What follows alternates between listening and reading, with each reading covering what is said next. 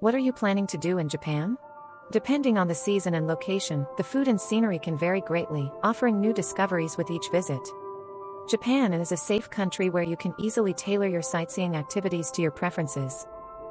In this guide, I will introduce 10 things that people who are interested in visiting Japan for the first time should know. So here we go. Number 1. Research the season and dress code in advance. If you plan to visit Japan to see cherry blossoms, keep in mind that the blooming season varies depending on the region. In Tokyo, cherry blossoms can be seen from late March to early April. However, popular spots like Hirosaki Castle in Aomori Prefecture are best seen from late April to early May. Early blooming cherry blossoms, such as the Kawazu cherry blossoms in Shizuoka Prefecture, can be enjoyed from early February to early March. For autumn foliage, the best timing varies by location. In Nikko, Tochigi Prefecture, the foliage is at its peak in mid to late October, while in Kyoto, it's around mid-November to early December. Be sure to research the information on the location and season beforehand. Keep in mind that during Golden Week, Obon, and New Year holidays, tourist destinations are even more crowded, and accommodation prices can be more than double. It's advisable to avoid these periods. Additionally, weekends and public holidays also tend to be crowded, with higher accommodation costs. Regarding clothing, in April, while long sleeves are sufficient in Tokyo, Hokkaido and Tohoku areas may require a down coat as it can still snow. On the other hand, in Okinawa, you might even be able to swim in the sea. In June, popular places like Furano and Hokkaido can have days where short-sleeved shirts are comfortable, but mornings and evenings can be chilly, so a jacket or sweater may be needed. In Tokyo, during July and August, the average temperature exceeds 30 degrees Celsius, and the humidity is very high. It can be much hotter than you might imagine. It is advisable to carry a towel and spare clothes, stay hydrated regularly, and prepare a hat or sun umbrella for sun protection. Number 2. Let's look up transportation options. After arriving in Japan, you will likely use various modes of transportation such as trains, buses, and taxis to reach your destinations from the airport. It's important to research in advance the methods of transportation, travel time, and cost to your intended destination. As for researching, I recommend using familiar tools in Japan like Google Maps or Navitime. If your destination is Tokyo Station from Narita Airport, for example, there are primarily 3 ways to get there, each with different costs and travel times. Now that you've researched how to get to your destination, let me explain how to purchase tickets for trains and buses. When you are in Tokyo and want to visit nearby attractions like Tokyo Tower or Shinjuku, you can purchase a ride ticket at the ticket vending machine. However, during weekdays from around 7 o'clock to 8:30, the trains in urban areas can get crowded due to the commuting hours. It's better to avoid traveling with a suitcase during this time. Japanese trains are punctual, and in urban areas, trains arrive every 3 to 5 minutes. Let's follow proper etiquette when boarding. For those who find it challenging to buy tickets at the vending machine, I recommend getting a Suica Card. I will explain this in detail in another section, but with the card, you can touch it on the ticket gate and use it as your ride ticket. It can be used for trains, subways, and buses with the IC mark nationwide.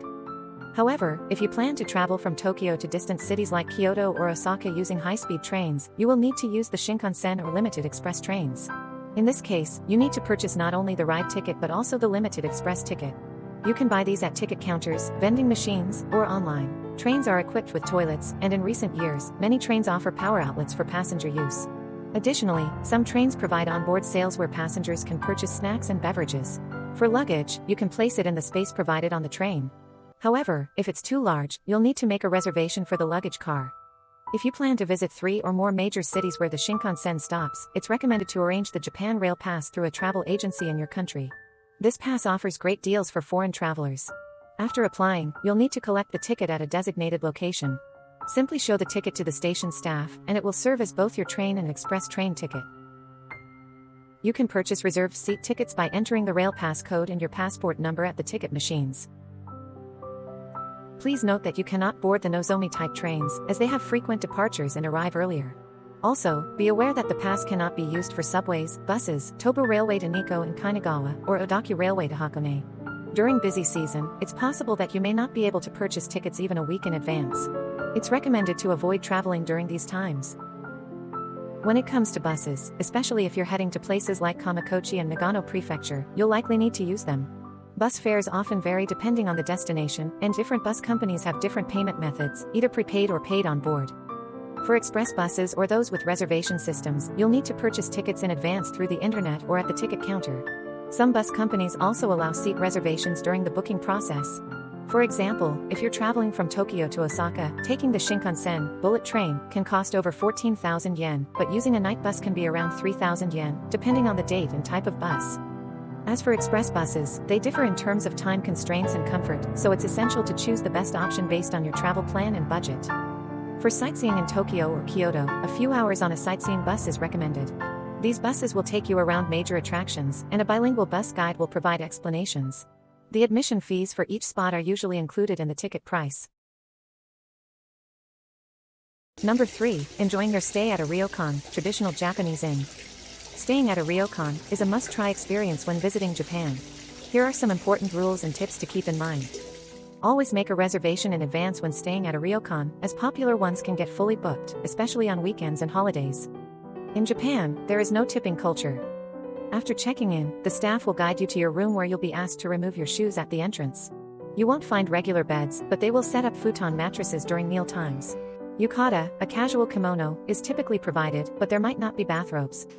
Disposable amenities are often provided for your convenience. When using the hot springs, onsen, follow the rules like placing your clothes in designated baskets, washing your body before entering the bath, and avoiding putting towels in the water. Also, note that tattoos are not allowed in some onsen facilities, so consider booking a ryokan with private or open-air baths if you have tattoos. Meals can be served in your room or at a dining area. English menus may not always be available, so inform the ryokan in advance about any dietary preferences or allergies. You typically order drinks from the staff during your stay and settle the bill at checkout. Larger ryokans may have shows or bars, but these usually close around 2200 hours. In many cases, room service is not commonly provided, and bars often close before 2300 hours. Let's enjoy the hot springs, meals, and leisurely time. Number 4. Prepare your Wi-Fi environment. In Japan, Wi-Fi is available at airports, train stations, and some tourist facilities, but free Wi-Fi accounts for only about 10% of the overall availability. Hotels and other establishments usually require a password for access. When you arrive at the airport, it is advisable to rent a pocket Wi-Fi device. For those who forgot to make arrangements in advance, Telecom Square's Wi-Fi box service allows you to rent equipment at the airport on the same day. The device is combined with a charger and the rental fees are affordable. Of course, you can also make a reservation online in advance, and in that case, you simply retrieve the equipment from a locker without any additional procedures. If you want to save on expenses, I recommend downloading the Japan Connected free Wi-Fi app. It automatically connects you to free Wi-Fi spots at train stations, convenience stores, and commercial facilities throughout Japan. It is developed by a major telecommunications company in Japan, ensuring reliable and secure connections with strong signal coverage. This app is sufficient if you are visiting major train stations or famous tourist spots. Another option is to purchase a prepaid SIM card. As the initial setup for SIM cards can be a bit complicated. Personally, I recommend a pocket Wi-Fi device. Number 5. Let's prepare cash and Suica Card. Japan is an advanced country, but cash is often necessary for payments such as shopping and dining. While credit cards are accepted in many stores, when visiting temples and shrines, cash payments are required. This is often due to restrictions imposed by many cashless payment providers, which prohibit donation activities. Additionally, certain restaurants such as ramen shops and tourist spots often require cash payments through ticket vending machines. The prices can vary significantly depending on the restaurant or tourist attraction. For example, a bowl of ramen usually costs around 1,000 yen, temple entrance fees range from 300 to 1,000 yen, and if there are limited time garden or Great Buddha viewings, there may be a special admission fee of around 2,000 yen. While currency exchange can be done at airports, the number of exchange locations in Japan is quite limited. In such situations, 7-bank ATMs are very convenient. They accept international cash cards and allow you to withdraw cash for a fee of 110 yen per transaction. These ATMs are available at over 26,000 locations nationwide, including 24-hour convenience stores, train stations, shopping centers, and various other places. The operation is simple, and the machines support over 10 languages. Make good use of them. I would recommend purchasing a Suica card at a station within the JR network. You can buy a Suica card at train station ticket vending machines and JR ticket offices. It's easy to purchase by charging an initial amount of money onto the card with a 500 yen deposit. With the card in hand, you don't need to buy tickets from vending machines or pay fares on the spot. Simply touch the machine, and the fare will be automatically deducted. You can use it for subway and bus rides, as well as for purchasing drinks from vending machines, making payments for shopping or meals, and even using coin lockers. Look for the designated marks at participating stores where the card can be used. Number 6. Storing your luggage and the convenient Ekubocloak service. When traveling in Japan, carrying a large suitcase can be inconvenient. To alleviate this, you have several options for storing your luggage. Airports offer a same-day luggage delivery service to your hotel if you complete the procedures by 10:30 a.m. Hotels and ryokans also provide luggage storage and delivery services for the next day or later. For short-term storage, you can use coin lockers available at train stations and tourist sites. Some lockers accept IC cards like Suica, while others require cash. Fees vary based on size and location. Major train stations have baggage storage facilities where you can leave your luggage and arrange for delivery to your hotel or the airport. If you prefer a hassle-free experience, consider using the Ekubocloak service. It provides information on available lockers and empty spaces in cafes, beauty salons, karaoke boxes, and other shops. You can search for locations in advance, make a reservation, and pay with a credit card. The cost is 800 yen per day for storing your suitcase. Number 7. Use of plastic bags as trash bags and smoking etiquette. Japan is known as one of the cleanest countries in the world, with well-maintained sidewalks and stations where you won't find litter. As it is encouraged to bring your own garbage bags when disposing of trash, there are not many public garbage bins available.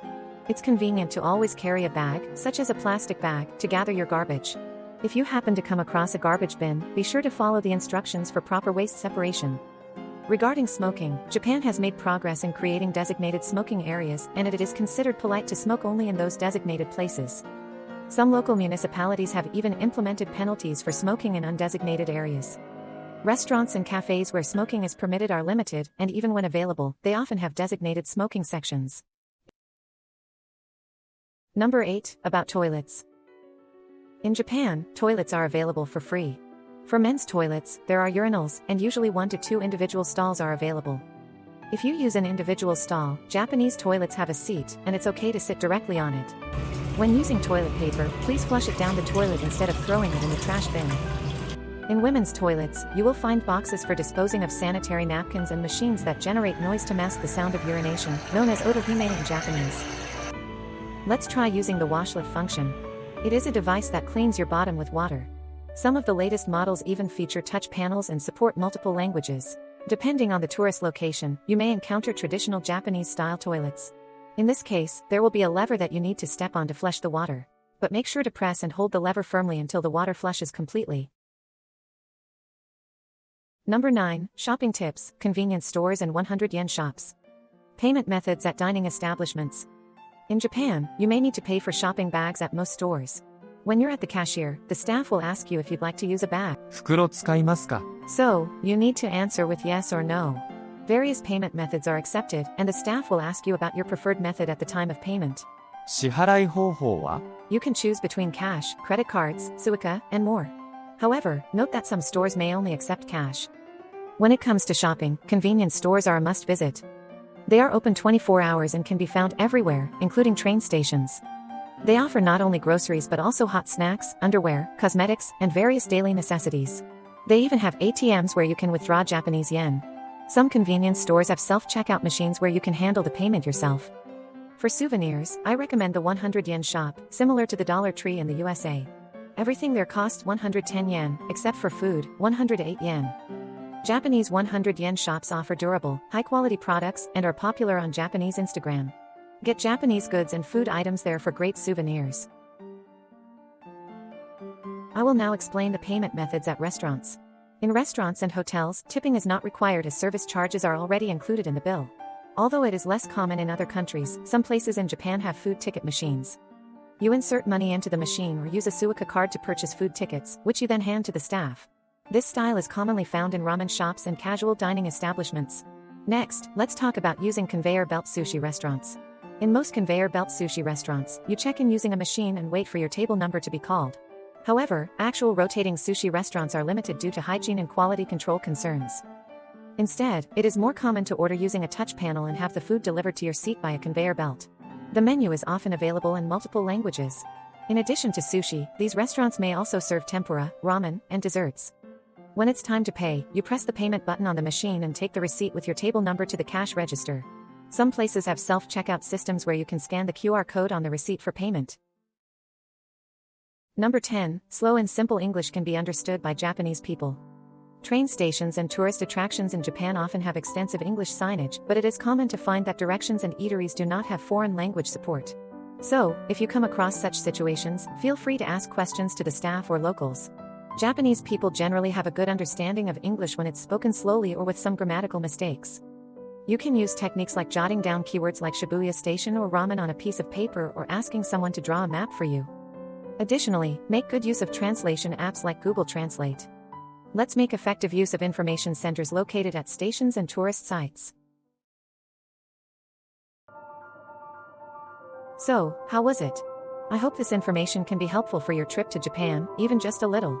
If you have any additional information that could be useful apart from what was explained in the video, please share it in the comments section. Thank you for watching.